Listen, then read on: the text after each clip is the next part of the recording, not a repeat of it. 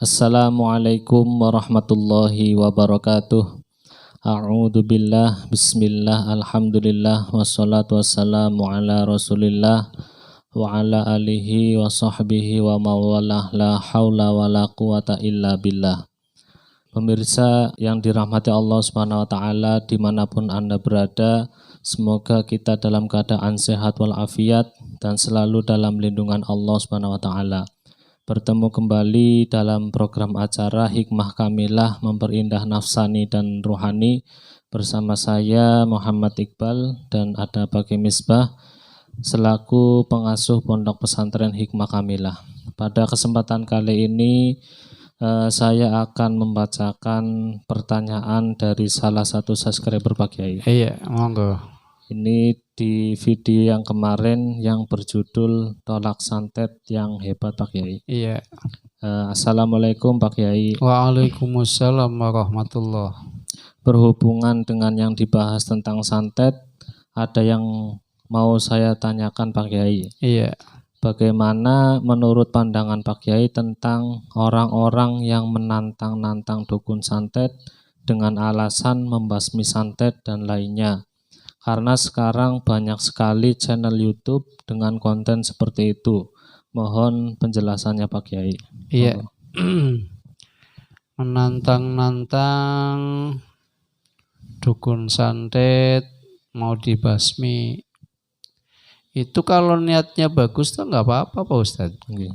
Kalau niatnya bagus, niatnya li'ila'i kalimatillah, niatnya untuk kepentingan kaum muslimin, niatnya untuk kepentingan agama Islam, itu tidak jadi masalah.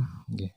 Tapi kalau niatnya untuk supaya dianggap gagah berani, supaya dianggap orang yang hebat, supaya dianggap sebagai orang yang sakti, itu riya kategorinya. Okay. Coba kita bahas dari hadis yang saya baca sekaligus tafsirnya menurut Imam Nawawi dalam Subulus Salam Shahifah 43 juz 4. Hadis ini tertulis di dalam Bulughul Maram, ada di Subulus Salam sebagai syarahnya. Wa an Ibnu Abbasin, dari Imam Ibnu Abbas radhiyallahu anhuma qala Rasulullah, Rasul bersabda, la hijrata, tidak ada hijrah ba'dal fathi, setelah kebukanya Mekah, setelah Mekah itu ditundukkan oleh baginda Nabi, oleh kaum muslimin, itu sudah tidak ada hijrah. Adanya apa? Walakin jihadun wa niyatun, akan tetapi adanya jihad dan niat. Jadi dulu sebelum Mekah dikuasai oleh kaum muslimin, memang harus hijrah karena mencari aman. Mencari aman ketika seseorang keluar dari daerahnya mencari aman, karena di daerahnya itu tidak bisa ibadah dengan baik, itu memang harus hijrah. Tapi setelah Mekah ditundukkan oleh kaum muslimin kan tidak ada hijrah lagi. Okay. Adanya jihadun wa niyatun. Nah, tadi yang sudah saya katakan, jadi jihad, walladzina jahadu fina lanahdiyannahum subulana. Jihad di sini berarti memerangi hawa nafsu. Memerangi hawa nafsu, memerangi langkah-langkah syaitoni, memerangi langkah-langkah iblisi yang diperangi. Kalau mau memerangi santet, membasmi dukun santet dalam tujuan untuk li'ila'i kalimatillah, untuk meninggikan, untuk mengangkat martabat kalimat-kalimat Allah, itu memang harus. Itu memang harus, itu memang penting. Namun mohon maaf, apakah dunia sekarang sudah seperti itu? Kan tidak. Dunia sekarang itu tidak membutuhkan itu. Tidak membutuhkan itu karena apa? Perangnya sekarang itu adalah perang perang teknologi, perang pemikiran, perang akidah, perang kebaikan-kebaikan dengan keburukan melalui teknologi. Jadi tidak perlu mengeluarkan tenaga yang bersifat membahayakan dirinya sendiri. Kalau yang namanya mengancam tukang santet berarti kan siap disantet dong.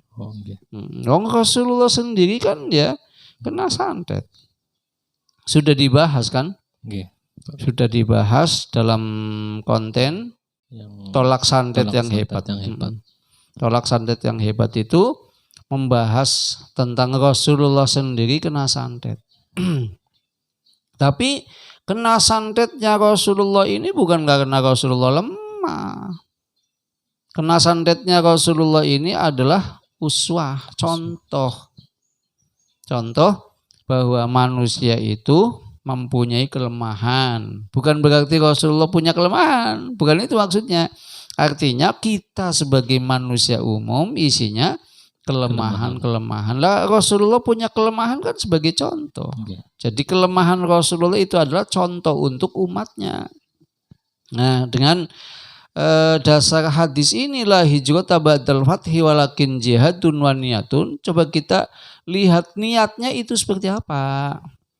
Kalau niat membasmi dukun santet, membasmi tukang santet, membasmi pakar santet untuk li'ila'i kalimatillah, untuk meninggikan kalimat-kalimat Allah untuk kepentingan umat muslim. Ini ya wajib. Kira-kira itu manfaat nggak untuk umat muslim yang lain? Manfaat. Kalau tidak manfaat untuk umat muslim, ya berarti kategorinya riya kan? Kategorinya riya. Karena itu hanya untuk supaya dianggap gagah, supaya dianggap kuat, supaya dianggap sebagai pemberani. Walaupun niatnya itu adalah lillahi ta'ala. Saya sih lillahi ta'ala, niat basmi tukang santet, niat basmi perilaku santet, niatnya lillahi ta'ala. Tapi dalam niat lillahi ta'ala ada embel-embel tadi supaya dianggap gagah berani. Itu mohon maaf bisa dibaca komentarnya Hasan penerjemah Bulughul Maram di dalam kitab Bulughul Maram, terjemahnya Hasan itu sendiri di bab jihad. Itu bisa dibaca bahwa seseorang yang berniat perang supaya namanya menjadi besar atau supaya dikatakan gagah berani dan sebangsanya, walaupun dia menyertakan niat lillahi ta'ala, tetap saja itu bukan termasuk sabilillah. Itu tidak dinamakan jihad fisabilillah, tidak. Karena itu sudah jelas riya. Ini tulisannya Hasan di dalam terjemahan Bulughul Maram bab jihad, bisa dibaca di situ. Nah, kalau kayak saya terus terang mohon maaf ya, tulisan apa saja tak baca. Saya tidak melihat bahwa Hasan ini adalah dari kalangan Persis, tidak. Saya baca dari siapa saja saya baca. Khususnya orang-orang Ahlus Sunnah wal Jamaah dari 4 madzhabil arba'ah dan para hadis dan ahli hadis. Jadi tulisan ini saya baca di dalam kitab itu terjemahan Bulughul Maram, tulisannya Hasan. Orang yang menyertakan jihad fisabilillah dengan niat lillahi ta'ala, tapi kenyataannya supaya namanya menjadi besar, supaya dianggap sebagai gagah berani, itu bukan termasuk jihad fisabilillah. Kemudian mohon maaf, yang namanya jihad fisabilillah untuk sekarang ini yang lebih tepat ya jihadun nafsi. Jihadun nafsi. Sekarang itu yang lebih tepat adalah jihadun nafsi. memerangi hawa nafsu kita. Yang tadinya kita ahli nafsu mulhimah fujur, ahli ammarah, kita tepiskan dua nafsu itu. Kita bangkitkan nafsu mulhimah taqwa, nafsu lawamah, nafsu mutmainnah, nafsu radiyah, nafsu mardiyah, dan nafsu kamilah. Ini dengan bahasa Imam Nawawi, bahasa Imam Nawawi di dalam membahas ini hadis ini, wa qala Nawawiyu innal khaira alladzi qata'a binqita'il hijrati yumkinu tahsiluhu bil jihadi wan niyati sholihah. Ini bahasa la hijrat ba'dal fathi walakin jihadun wa niyatun, pendapatnya Imam Nawawi.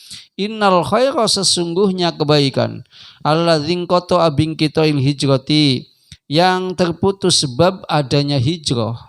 Ya, sebab terputusnya hijrah. Terputusnya hijrah itu kan berarti adanya Fathu Mekah. Itu setelah Fathu Mekah tidak ada hijrah. Tapi yumkinu tahsiluhu bil jihad, menghasilkannya itu dimungkinkan sebab adanya jihad, jihadun nafsi, wa niyatis sholihah, dan niat yang bagus. Kalau orang niatnya bagus berarti itu nanti maslahat untuk dirinya, maslahat untuk umat yang lain. Itu pasti. Tapi kalau efek dari perilakunya hanya untuk kepentingan diri sendiri, tidak maslahat untuk umat muslim yang lain, maka itu tidak ada niatin sholihah, tidak ada. Jadi kemudian kalau kita lihat untuk metode dakwah misalkan, itu dengan alasannya mau dakwah kan bagus. Dakwah bagus, tapi metode dakwah yang lebih bagus kan banyak. Metode dakwah yang lebih bagus itu digambarkan dalam ayat 125 surah An-Nahl. Ud'u ila sabili rabbika bil hikmati wal mau'izatil hasanati wajadilhum billati hi ahsan inna rabbaka huwa a'lamu biman dhalla an sabilihi wa huwa a'lamu bil muhtadin. Itu misalkan alasannya saya kan dakwah gitu kan.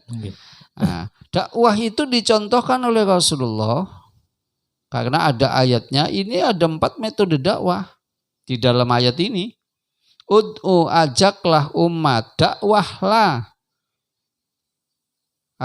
Sampaikanlah atau ajaklah umat ila sabili rabbika, menuju kepada jalan Tuhan kamu, bil hikmati, dengan hikmah.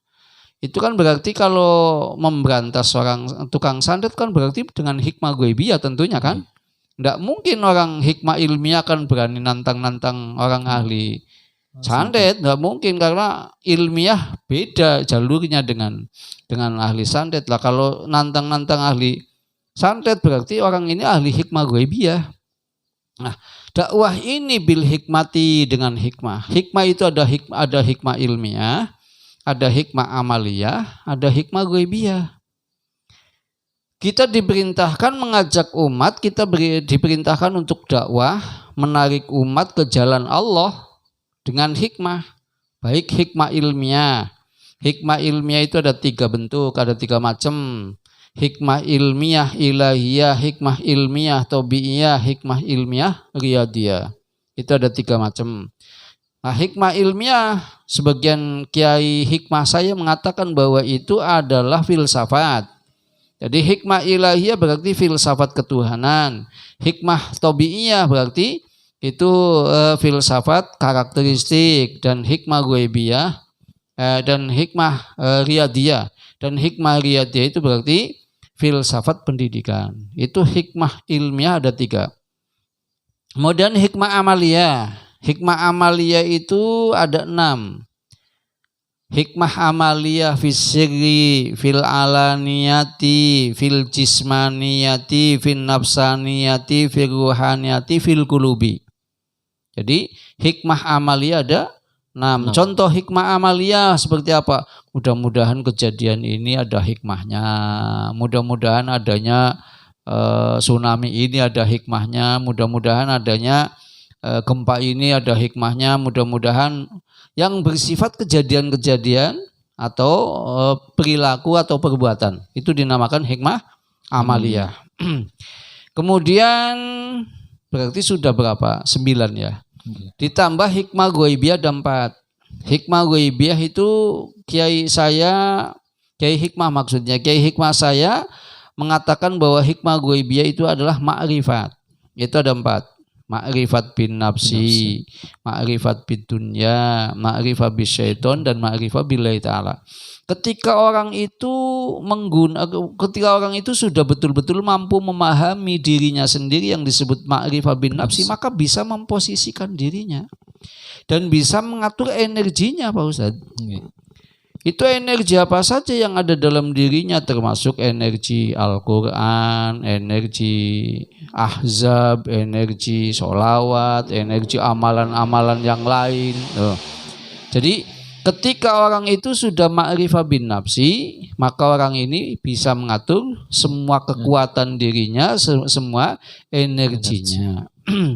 Kemudian dengan adanya ma'rifah bin nafsi, maka orang ini akan mengenal kehidupan di dunia yang fana. Maka dari itu dituntut setelah ma'rifah bin nafsi, maka harus mengenal dunianya yang fana. Dunia yang fana ini harus kita jalani dalam angka 360. Artinya apa? Sangat singkat. Sangat singkat. Kita harus menjalani fananya dunia dengan cara bagaimana? Kalau kita mau paham diri kita sendiri, caranya wasaharu yurithu ma'rifatan nafsi, melek malam menjadikan ma'rifah bin nafsi. Kemudian kalau ingin ma'rifah bid dunya wal uzlah tuturithu ma'rifatad dunya uzlah, ini mengetahui hakikatnya dunia. Uzlah di sini artinya apa? Bisa khuluwu qalbika an siwa rabbika, kosong hatimu dari selain Tuhan kamu. Itu termasuk kategorinya khalwat.